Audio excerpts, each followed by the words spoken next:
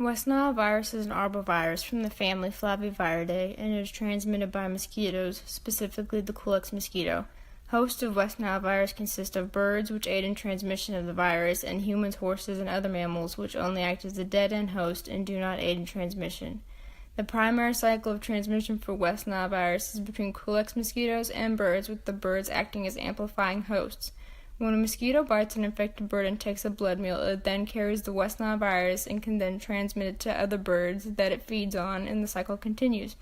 For the human/mosquito transmission cycle, an infected mosquito can bite a human and transmit it to the human while blood feeding, but the humans are dead-end hosts along with horses and other mammals and will not continue the transmission cycle.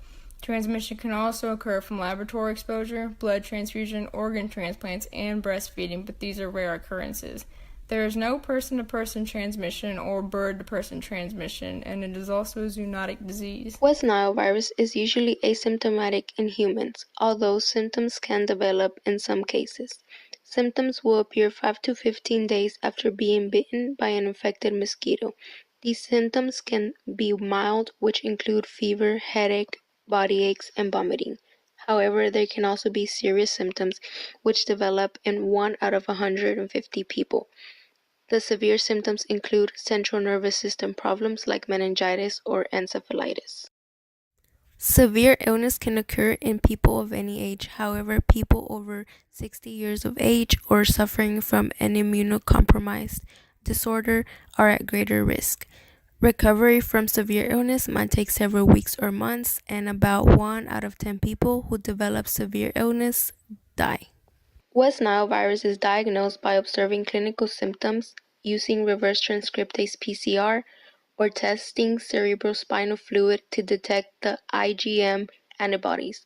These antibodies can be detected 3 to 8 days after symptoms appear. Unfortunately, there is no known treatment or antiviral treatments for this virus. Patients often need to be hospitalized to receive supportive treatments such as intravenous fluids, pain medication, and nursing care. There is currently no human vaccine available. Vaccine efficacy has to be demonstrated over 3 phases of human clinical trials, but there is no current testing happening in the 3rd phase for the human vaccine. However, there is an established West Nile vaccine for horses that is recommended by veterinarians.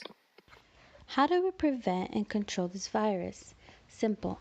Keeping the mosquitoes away. Since the mosquitoes are the primary method of transmission, keeping them away helps with the spread of the virus. Here are some things you may want to do to prevent mosquito bites. Using insect repellents when you go outside. Those that contain DEET, picaridin, IR3535, and some oil of lemon eucalyptus and paramethanediol products may provide longer lasting protection. Limiting outdoor activity during the time mosquitoes are active. This is usually from dusk to dawn. Maintaining windows and doors closed to avoid mosquitoes from getting inside. Wearing long sleeves and pants to give extra protection from the bites. Limiting the amount of mosquitoes nearby. You can empty standing water from the containers such as flower pots, gutters, buckets, pool covers, pet water dishes, discarded tires, and bird baths. Even though birds contain high doses of the virus, there is no evidence that a person can get the virus from handling live or dead infected birds. However, using gloves or plastic bags when handling dead animals is highly recommended. Now let's talk about the geographic location. Within the U.S., there have been 49 states, with the exception of Hawaii, who have reported cases of West Nile virus, making it the leading cause of mosquito-borne disease. West Nile virus is predominantly seen in warm and dry climates, making this its ideal climate for transmission. Because of this, it can also be found in countries within South America, Southeast Africa, South of Europe, and Southwest Asia.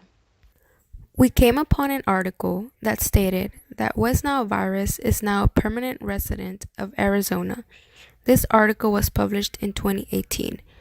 This information is relevant because West Nile virus is the leading cause of mosquito-borne disease, like mentioned before.